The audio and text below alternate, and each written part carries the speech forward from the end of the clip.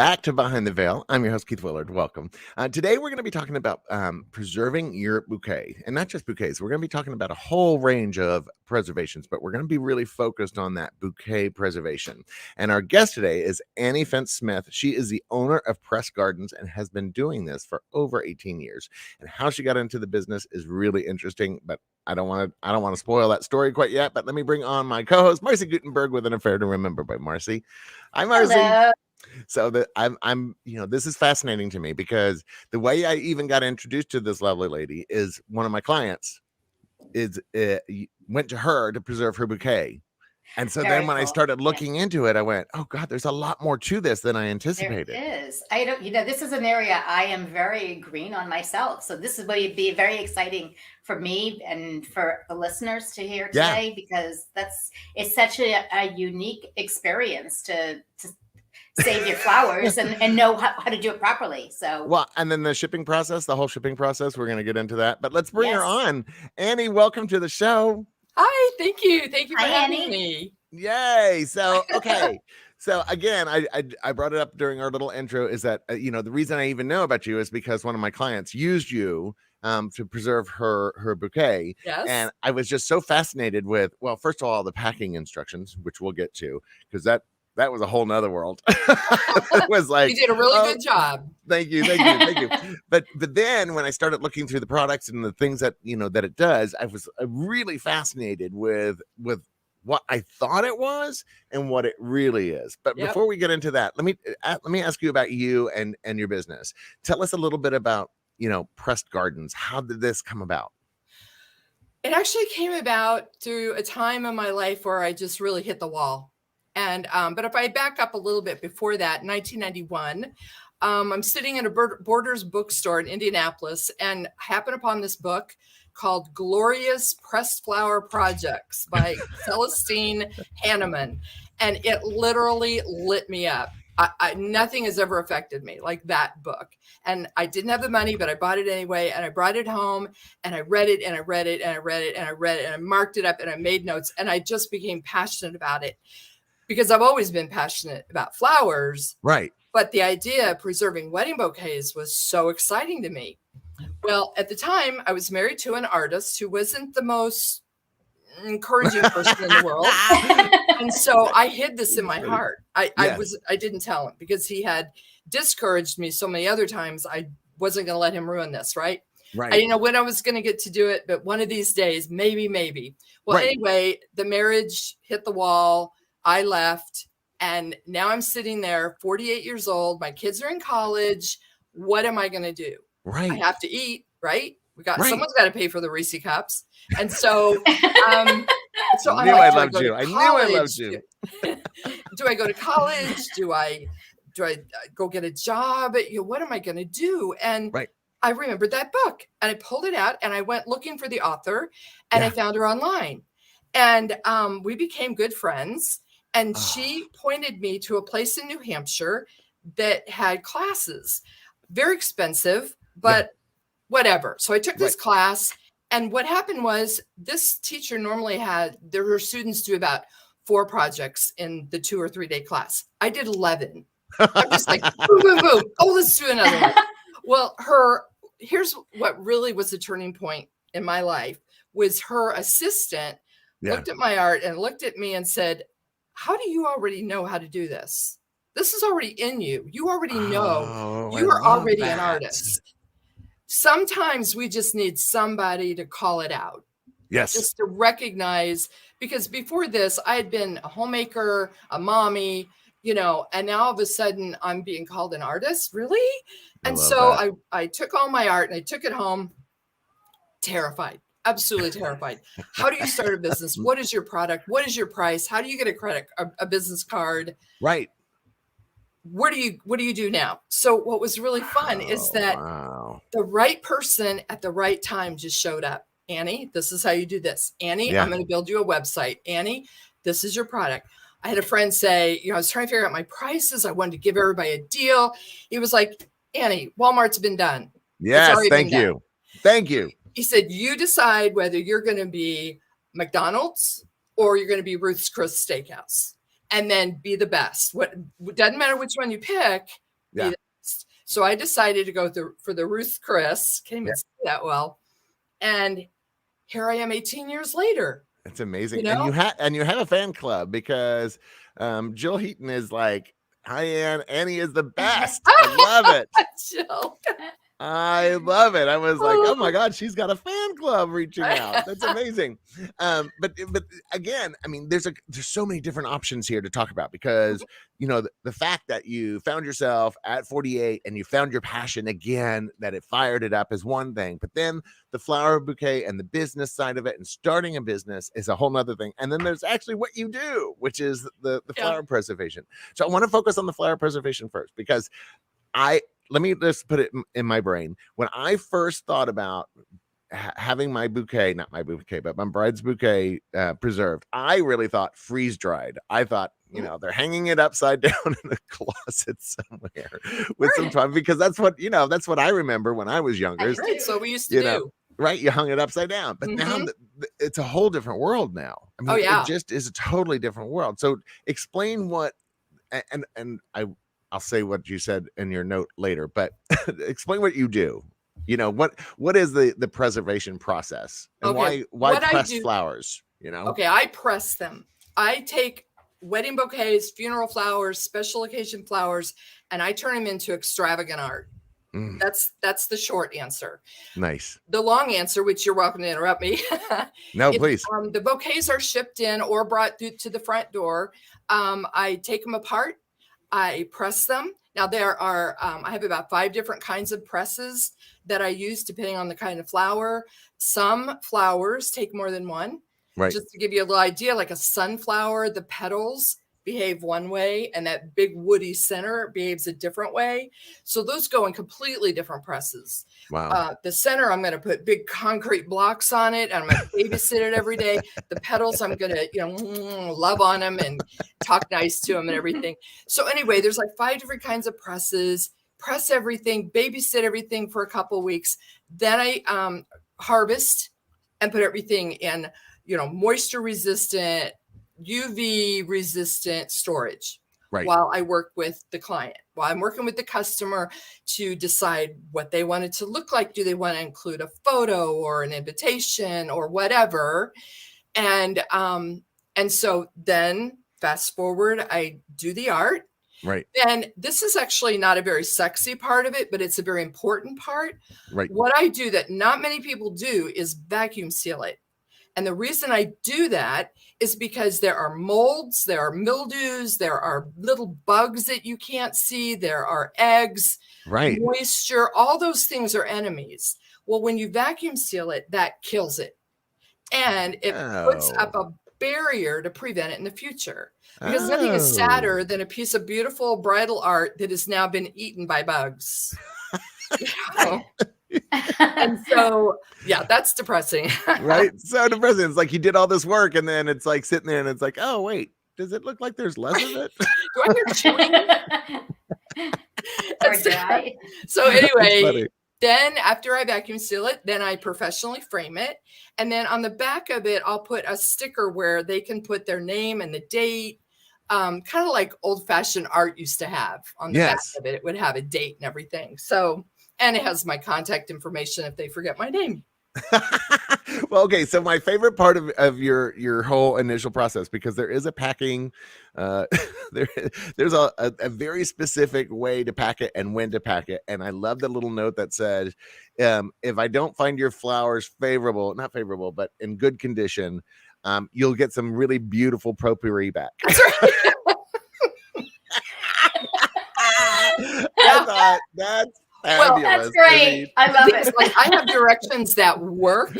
Yes. And when they deviate from that, it doesn't work. Right. So right. I need that bouquet within 3 days, 4 max, 4 if we're over a 3-day holiday or something. Right. But I need that within a certain time period, and it needs to be in good condition. They need to take care of it at the wedding. And you know how flowers are, and we don't want to throw that around. We don't want it to be a toss bouquet. We don't want to love on it to death at the wedding. And if it arrives in really bad condition, and a couple times they have, right. For example, like I only want them to use paper towel because I want the bouquet to arrive on a cloud. If they use foil, if they use paper, that just scratches everything up. If they use, some people say you need to use those little frozen things that use it for picnics and picnic baskets. Yeah. If those things get too moist, too wet, and they pull off of the box, then they beat the heck out of the bouquet. So, you know, that's not a good thing either. Wow. Can I insert a really funny story? Yes, please. I love this. One wedding. Okay, like I always tell the bride to assign somebody to be the one that ships the bouquet. In your case, it was you, Keith. Yeah. And so they assigned the bridesmaid's husband. Okay. Do I need to say more? Yes, I want to hear all about this. Are you kidding? This is good stuff. Do you know what he packed? He packed everything like I said, but he put it in a vase full of water. And shipped it in a vase full of water. Whoa. And didn't seal it. I'm assuming he didn't have like a vase full of water, but it wasn't like, you know, rubber band or anything that just sloshed everywhere. Kept it from moving. Yeah. So I opened my front door and there's this gloppy mess of a box. I can't. It's shipped all the way. It shipped all the way from Austin, Texas, to Central Florida, and I'm looking at this gloppy mess. As it turned out, though, it made the most beautiful art that I still use it today on little note cards that I use. Really? Yes. Really? I mean, that's so surprising because I was thinking like this horror story that it was going to come in. But you know, that maybe the husband was into something, you know, I don't recommend shipping a glass vase full of water. No, I don't either. No. I don't either. Well, and so I just to let people know, there's a really, really specific way of shipping the flowers. First of all, the timing was, I understood 100%. Now, my flowers that I shipped to you, I knew they hadn't been loved on all night because she was carrying them, even though I kept trying to take them away from her all night. And I was like, just give me the flowers. Just give me the flowers. And I just put them on the table. And she's like, no, I love my flowers. But then the wet paper towels around the base, you know, rubber band with you said a sandwich bag, I think is what you like a Ziploc or a plastic bag. Mm-hmm. Right. And I like the wet paper towel because then, of course, it doesn't get too wet or sloshy, and yet the flowers still have something to drink from, which I thought was really, really brilliant. And then the paper towel, so you literally lay it in like a cloud. I thought that was, I mean, I just went to float all the way to my house. It was you're going to wrap so the good. Stems in wet paper towel, but you're going to wrap the blossoms in dry paper towel. Yeah. So that's important, that distinction. And then wadded up paper towel all around it. And for the people that are conscious of the environment, my husband loves you. He takes every paper towel out, and we use every bit of it for messes and cleanup. Oh, I'm glad that I was wondering where that money went from that paper towel I bought. Thank you, America, for all the paper towel. So basically, it was a roll of paper towels. So it was like this ain't cheap. What's happening here? Anyway, go ahead. Marcy, we are drinking from the stem only, but they're not wet at the top. They're exactly. And I do tell them to trim the stems a little bit. Right. Okay. You know, because so they can drink better. Over. Yeah. So they can drink better. I mean, because you got to give them a fresh source because the bottom gets kind of glumpy, and so it doesn't suck up the water as quickly. Yeah. So I retrimmed all the stems and everything, but I was a little worried when I shipped it to you because I thought this is not like, she did not treat this really lovely all night, but. There was some damage, but you know what? I have a million ideas up my sleeve and lots of ways of fixing things. And so I got a lot of tricks up my sleeve for 18 years of damaged bouquets. I mean, you must have seen everything at this point. I mean, because you've said you've done over 700 bouquets. I mean, that's no small amount. I mean, we are talking a lot. I mean, that is a lot of bouquets to be dealing with. But I realized that you didn't specify a kind of flower. Do you do all flowers? Like just about. Now on my website, I have a list of what works best. Right. And a list of flowers. I'll still press them, but they don't always work well. Right. I mean, there's like protea. You know, it's just a big woody thing. I can still press parts of it. And there's actually, there's one flower I don't like, never like, it never looks good, which is white lisianthus. It always turns neon yellow. Really? I can color enhance it and it looks dingy neon yellow. Just horrible. Now, all the other lisianthus are great. Right. The only thing I will not press, and I think y'all call it something else, but I call it asparagus fern. It's that real airy, I mean, it literally is asparagus because I've grown it in my yard. Right. That real airy, because when it dries, it doesn't behave. And all those little needles just go everywhere.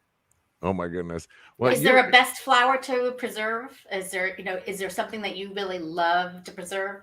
Well, roses are always a good idea. They always work. I'll do anything. Well, I mean, what about orchids? Because orchids are so delicate, and it's one of those things that, even if it gets a little crease, it browns right where the crease is. Right. And so I would think that would be really difficult to Orchids are the hardest. Yeah. They are the most difficult. And without giving away too much of my secret sauce, those go in a microwave press. They're literally microwaved. Now, interesting. Yeah, but just in short bursts because there's so much moisture in them, they boil. And I don't want all those bubbles. And the color doesn't hold real well, so I have to color enhance them. Okay. Oh, and by the way, I'm assuming Jill is a wedding planner of some sort because she said our brides, we will deliver right to Annie's door since we are both in the same area. She is our only go-to preservationist we recommend. Jill is a local florist, the best one in Winter Haven, Florida. Love it. That's so funny. And because that is really what you're doing. It's not just press, it's preservation for, decades to come. And that's the other part of this. How long are these flowers going to be like good for, let's say? I mean, I'm choosing my words badly on this one, but you know what I mean? How long are they going to look good in this new state? Because this is a new art form, nobody can say absolutely. We're all learning, we're all experimenting and all of that. But every time I learn something else, I put it into practice. So I want those flowers to last forever. I mean, I would hope so. Right? Pardon me? I would hope so. I mean, that's the idea, is that at some point you really want it to last forever. That gets passed down, or that somebody else can use it for their wedding. That, my grandmother's bouquet, I want to somehow incorporate it into my wedding day. I mean, I think that's my passion. I love that. I think that's super fabulous. Too. I love the idea of someone going, "What is that? Oh, that's my great grandmother's bouquet," and I love that. That's what really drives me, and it drives everything I do. And what was it Jill just said that I was gonna tag on to? That she delivers it. Yeah. I just wanted to this is like a segue. Can I segue? Yes, absolutely. Okay, please. Here we go. Segue away. To florists. Yes. I just want to say that is actually another option that you can give your brides, that you will ship it for them like Keith did, or deliver it for them. You could charge something for that. Now, obviously, shipping is going to cost you. I do have florists that do that. They'll deliver it just with their normal delivery route, or they'll ship it. Because here's the thing, and this is, if I have one thing to say to florists, it's this. Right. When a bride knows that they're going to have their bouquet preserved, they will spend more because they want something amazing on their dining room wall, on their bedroom wall forever. So they'll go the extra few dollars for the premium flowers and for the nicer things. And so just kind of keep that in mind, because when you're talking to them, ask them, are you planning on preserving this? Because if they say yes, really good point. That's a really good point, because it is true. 100%. Yes. And if they say yes, there is a page on my wall and my website that lists the good and the bad and the ugly. Right. And you can use that. You're welcome to print it off or whatever, all that techno stuff. And you can use that as a guide, and Do you think this is becoming a like a more well-known kind of art form that's grown? Because again, it wasn't something that I had really thought of in the past. And when I did actually find out what it was, I mean, it was completely different than I anticipated, but such a much more beautiful art form than I ever could have expected. And so I feel like it's one of those things that there's not a lot of education on because again, when you think flower preservation, it's not the thing that you think of first when you're starting to work on flowers. Right. You know, people think about saving their veil, they think about saving their dress. Sure. Right? But the flower portion of it, you know, and it's weird because I had several weddings right in a row, actually the same weekend, had several weddings the same weekend, and both of them preserved their flowers. Yours I loved your art form better, but it was a little late to tell the other bride because she had already paid for it, but whatever. Sure. Oh, yeah. So, well, there's different kinds of preservation. No. And you're right. When I first started this, there were 4 of us in the whole country. Really? I was turning away more business than I was taking in. And yeah. And so, but since that time, now everybody is a floral preservation artist. And it kind of reminds you of the floral industry. I like flowers, therefore I'm a florist, right? Yes. Yeah. And so because of that, you really have to watch. Now, I don't want to build my business on being negative on someone else's business. Right. But you do have to watch, because just like florists, there are people that are seasoned and well-trained. And there are people that need to learn how to go beyond putting a rose in a bud vase. Well, and the problem is that you only get one chance at it. I mean, if you screw these flowers up, it's not like you can go get another bridal bouquet. Right. I mean, that's it. I mean, you get the one chance, like much like a wedding planner and much like an invitation is. Mm-hmm. You know, we get that one moment to get it 100% right, and there's no playback. You know, you can't go back in time. But you know, I find this fascinating that there was only 4 of you, and yet now you're a member of the Worldwide Pressed Flower Guild. That's a worldwide organization. Yes. I've learned a lot from them. We help each other. Oh my God, how do you press this? You know, right. That's great. And we before COVID, we had conventions all the time. Everybody has a convention, right? Always, always. We're just a group of people that love to press flowers from all over the world and really help each other and back each other up and that sort of thing. So the when you say pressed, sorry, when you say pressed, are you referring to the method, or is there an actual flower press? No, she actually has a flower press. I have 5 different kinds of flower presses. Wow. Like I mentioned, a microwave press. Yeah, and there are other kinds of presses depending on the type of flower. And so the flowers are flat. The art is flat. Now there are other kinds of floral preservation, and one is freeze dried. Yep. Beautiful art form, but it uses a piece of equipment at the size of a garage. And because I was newly divorced, I'm like, okay, well, I love that, but I don't know where I'm going to land. Then there's the new thing is resin. Yes, I saw that. It's like a block of plastic, basically, and they're gorgeous. They're absolutely gorgeous. And I even considered adding that to my line, except to make those, you have to wear a gas mask. And I just don't want to make something that toxic. I was about to say, I mean, if you have to wear a gas mask, I mean, the chemicals that you're having to deal with. Yeah. I mean, and to be honest, even after it's a resin, it still gives off some residue for months and years. A while, yes. And it also tends to turn yellow after a year or 2. Yes. Resin does that. That's one of the things one of the things that as I was looking through all the different types of flower preservation, because there are a million different types of flower preservation, some better than others. But I'm assuming that this press came from when we used to put them in books. Mm-hmm. Do you remember that? Oh, yeah, that's how I learned as a little girl. You'd shove them into phone books back when we had those. Right, and, phone books.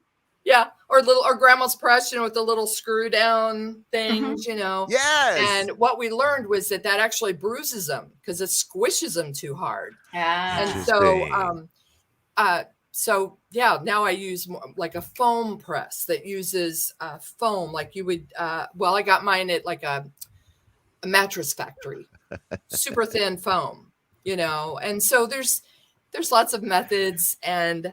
Oh my God. Jill just said, can we bring back yellow pages? No. When people are shipping them to you, I'm assuming they're shipping them from all over the country. Am I right? Right. Okay.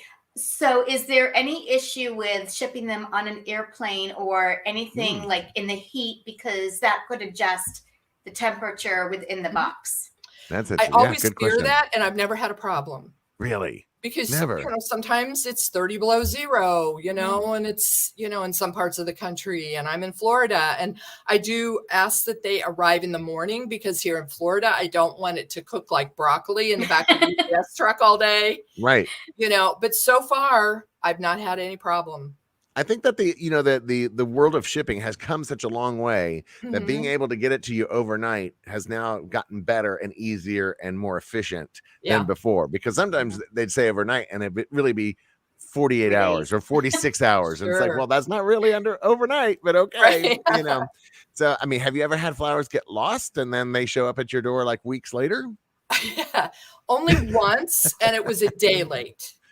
And it Oh, was during wow. COVID and all that mess. Wow, But it that's was only a interesting. day late.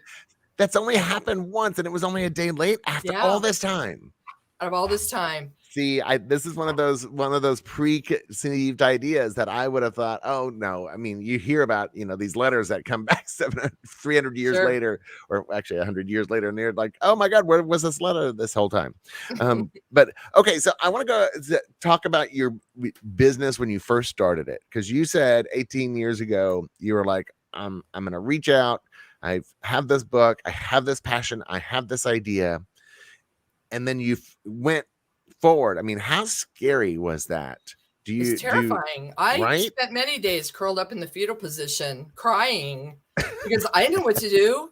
I didn't even know where to start. You have to remember, 18 years ago, we didn't have Google. Right. You know, Right. we didn't have Google. I think we had email. We did have email, but we didn't have.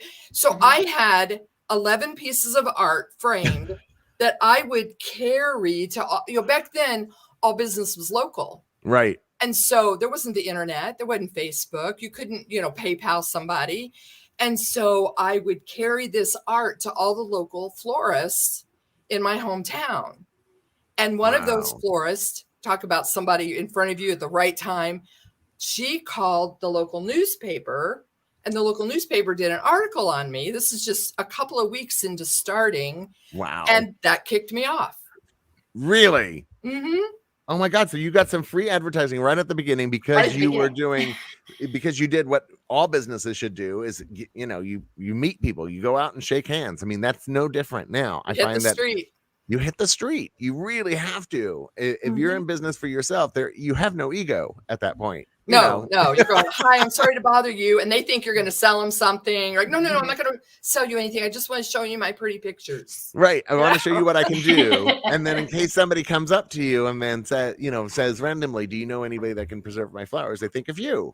Right. I Well, love then, that. like, I moved to Texas, and I became a member of the Texas State Florist Association. Right. It's fabulous florist association. And they have big conferences. And so I would set up booths at their conferences and become friends with the florists there. Right. I did a few wedding shows, bombed out at those. But I was still there. And and craft shows and just whatever I could come up with where I could get a cheap table. Right. Because I wasn't a Wow. huge vendor. I was just a little lady doing pretty pictures. Well, and I come from Texas, so the highways are famous for having Woo. spring flowers, blue bonnets, and I mean daffodils. I mean, it is Right now. stunning. Oh, that's right now. It's right now. Right Oh my now. God. So, Marcy, in Texas, there was a past president, past politician. I can't remember. It was a wife of a Lady Bird president. Johnson. Thank you, Lady Bird Oh. Johnson. And she spread seeds of all kinds all over the Texas highways because Texas has lots of fields just kind of out in the middle of everywhere. And these bloom every year. Every year. Oh, It's wow. They're all stunning. over. It was a whole program Yeah. that she promoted. Yeah, it's amazing. I mean, because the world of Google it. flowers, Google it, yes. But the world of flowers have really changed dramatically because of access to flowers. Has that changed your business? Now that we're kind of a worldwide economy and you can get flowers even off season from all over the world. Not really. All my flowers come through you guys. So wherever you can get, whatever you can get, let me just say this. my designs are just as beautiful, are only beautiful because of your designs. Yeah, that's true. You know, really. Well, not mine. I'm not a florist, so Okay. like not my flowers. Yeah, no, that's a florist so whatever job. the florist can come up with, yeah, you know, then I come up. You know, now new things are coming out all the time. So yes. there are times that I'm like, oh, this is a new one. Okay, let's try this and let's try that. You know, and so it's ever changing. There's always experimentation. And that's actually something that you have to keep in mind when you're choosing a floral preservation artist. Right. It's, can they handle the flowers? Because when you start looking at what's available out there, okay, we were all new people at first, right? We all were newbies. We all started somewhere. And sometimes I cringe at the first pieces of art I made. So if all their art is identical, that means they're only pressing 2 or 3 kinds of flowers. They just haven't learned how to do the others yet. Not putting them down. It's just it's you a learning need to know curve. what you want when you go looking for one.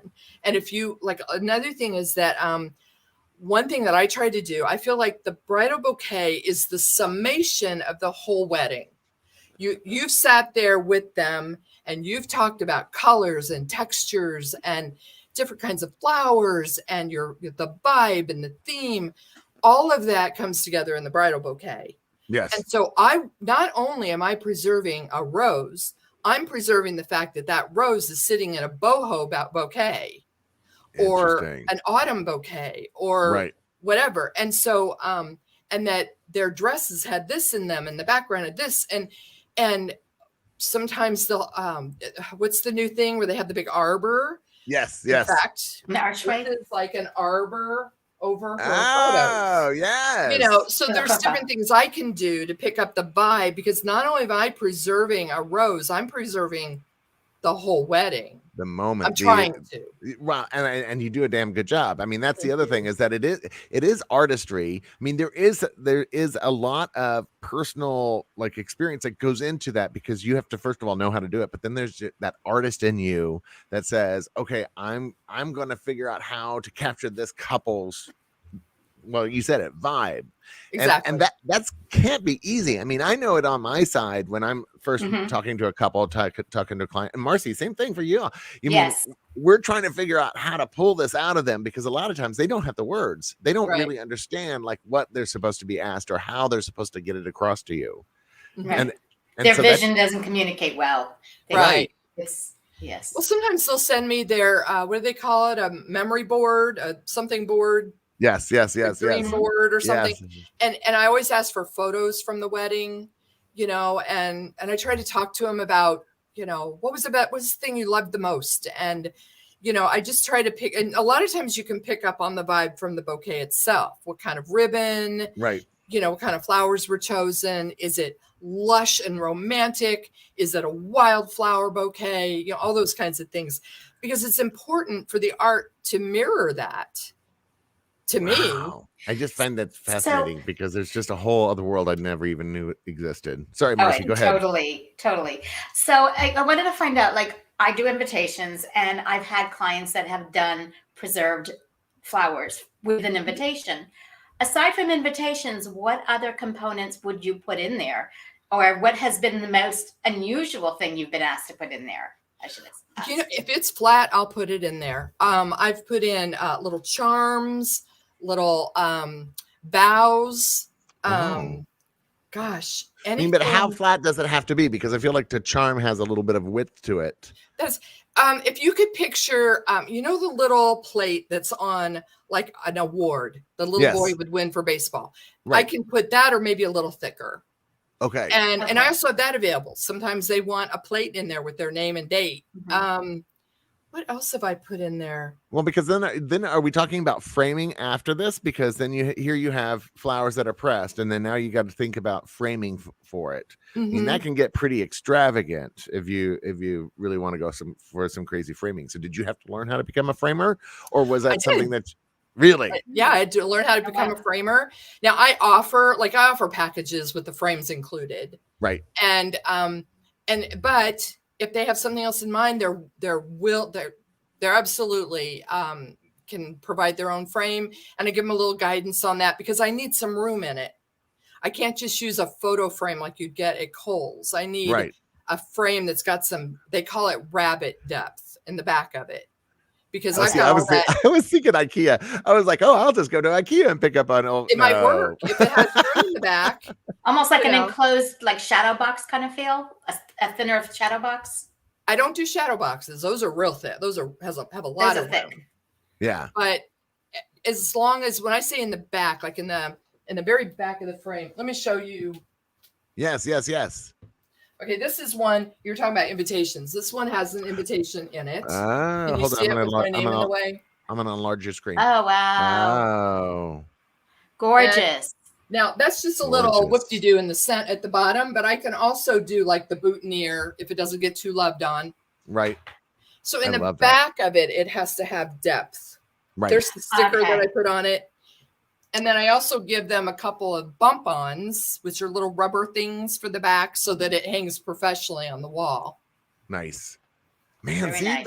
I mean, there's just a lot more to this. And I think it's such a unique art form. That's something that a lot of couples have not even thought about. I mean, it's just, it's a way of extending that experience, because now, first of all, it was guest books. Everybody wanted a unique guest book, a different guest book. And so that's really still a big thing. But I think the art of flower preservation is really starting to come into its own. But I hope so. It's taking a time. I mean, well, we're not on the list. You know the list? That's what I mean. You're not even on the list. You know, there's who's gonna do your cake, and where's the venue, and who's your florist.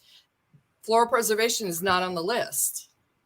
Because and again, well, now you're on my list. Yeah, you're on my list. No, you're definitely on my list, because to me that makes all the difference. And then also being able to talk to people. You have a really lovely personality of being able to connect to people, and not every artist is that way. I mean, thank you. I love people.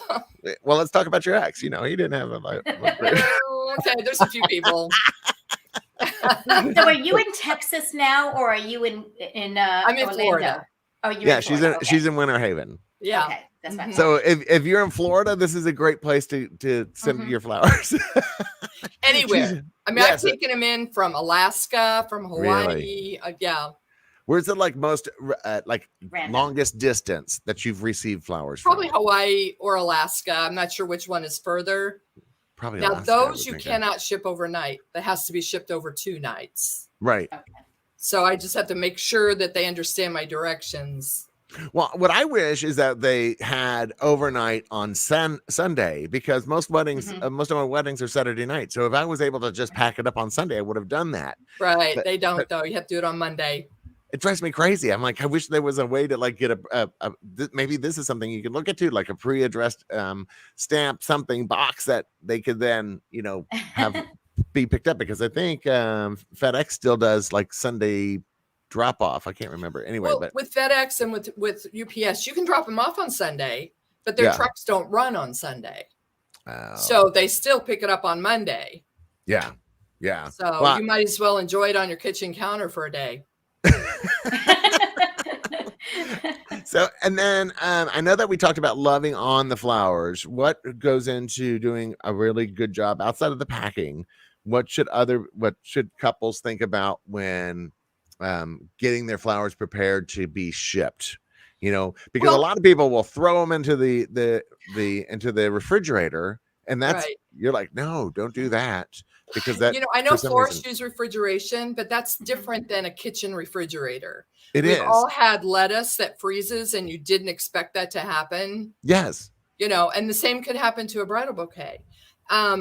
If I could back up just a little bit, taking care of the bouquet actually happens at the reception. That's where it starts, where you don't throw it, you don't pass it around, you don't let a lot of people manhandle it, and you talk to your florist about providing a vase of water that you can set it in during the reception. Right. And then like I said, you assign somebody or yourself, you're the bouquet Nazi. So you make sure that it stays in the vase, make sure that it gets to UPS Monday morning, whatever.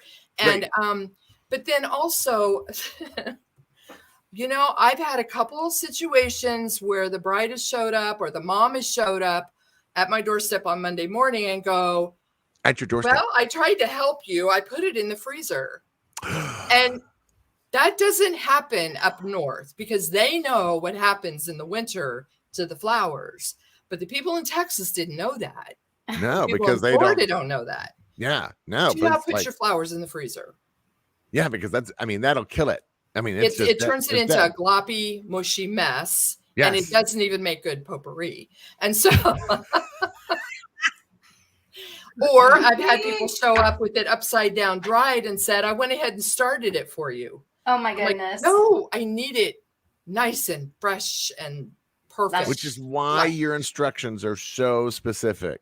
Yes. By the way, because I want to do good art. I really do. Let me ask, is it good or not good to use any kind of a vitamin or aspirin in the water before you preserve, before you send them? Good. Just question. fresh water. Yeah, no, because you don't want the flower preservation powders that you put in there. No, it's the powders aren't they sort of like a mixture of like a sugar and for lack of a better word, bleach, something that kills molds. Yeah, it's soap. It's a little bit of soap and some like other nutrient type of thing, but it's really soap. I've even heard of birth control, the sugar pills, the one for your week off. Somebody told me about that once. Bleach. Yeah. Oh, honestly, and this is just for flowers that I pick or my husband gives me flowers all the time that I don't have to press. Right. And all I do is every day trim the stems, new water, trim the stems, new water every day. And I've had roses last 2 weeks that way.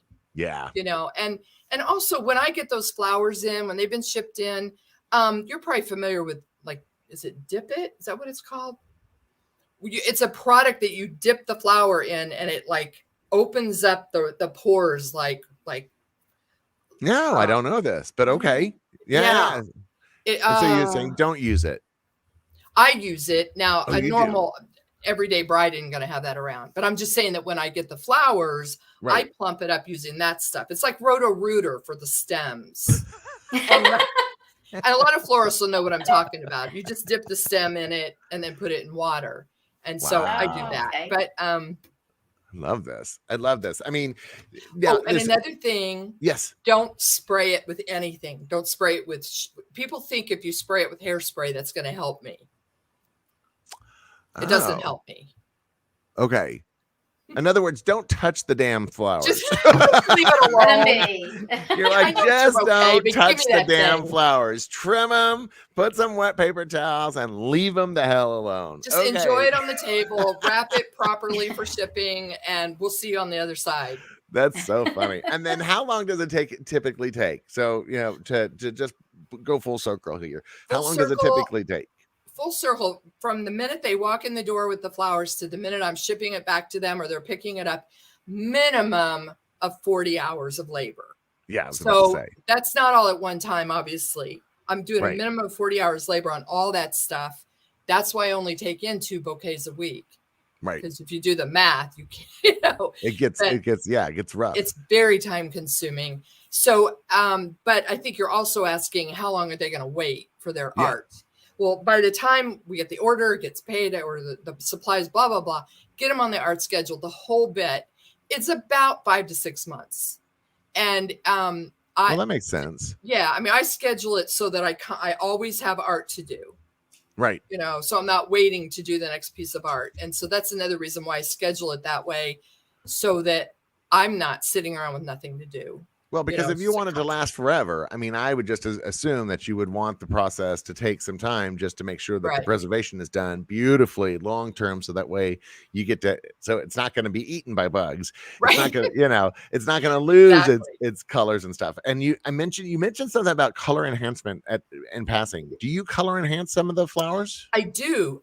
When you press flowers, I don't know if you've ever seen just regularly pressed flowers. Yes. They will turn brown. They'll turn dark. They'll change all kinds of color, and not everything responds to color enhancement equally, but over the years I've developed all kinds of color enhancement techniques because some flowers take this technique, some won't take that. I mean, like for example, anything with like a waxy finish isn't going to take paint, so I have to do a different way to do those, and so when I color enhance, I want like there are people that say, no, I want it to be natural. That's totally cool with me. I've never had a customer do that, but people really like the natural beauty of that. Personally, I want that bouquet to look like it did when she looked down at it when she was walking down the aisle. I agree. Which is why I don't use, you probably notice there's no stems in my art. Right. Because I want it to look like when she looked down at it. You know, I love that. Yeah. And by the way, just randomly, Jill, who has been really lovely this whole show, she just said, as an FYI for Annie, because of this new eco-friendly brides, we've stopped using almost all chemicals and have not had one issue with our flowers lasting over 2 weeks based on trimming them and putting them. You awesome. Nailed it. Okay, so how do people find you? How do people because we've been running it on the ticker tape, but if you're listening to our podcast, you're not seeing that. So how do people get a hold of you? My website is very simply pressedgarden.com. Love and it. You can find me on Instagram at Pressed Garden. You can find me on Pinterest at Pressed Garden. A little thing I do for brides who have art that has nothing else in them but just flowers is I load it up on Redbubble so they can order all kinds of little products with their art on it, you know, pillows. Oh, I love that. So you can have thank you cards or absolutely journals, clothing, all that kind of stuff. And of course, Redbubble's available for anybody, not just the brides. Right. So all my art is on Redbubble. Where else am I? Pinterest, Instagram, yeah. Social media, just in general, but it's Pressed Gardens. Yeah, Pressed Garden. Well, actually, it's not plural. It's just Pressed Garden. I know. I just caught myself because I said Pressed Gardens, and I went, nope, Pressed Garden, pressgarden.com. Annie, you have been a joy and a love, and if you're interested in the idea of pressing your bouquet, please reach out to Annie because really she's amazing and been amazing to work with. And this is a firsthand experience kind of talk. So reach out to her. Her work is incredible. Thank you, Annie. Thank you for having me. This has been so fun. Oh, I'm so glad. And thank you, Jill, for joining the party. I know, Jill. I mean, I felt like we almost needed to have a fourth guest on here. Anyway, she's been amazing. I love her. Wonderful. All right. So we'll be back next Tuesday at 2:00. But for now, we're all going to say goodbye. Bye. Thanks. Bye.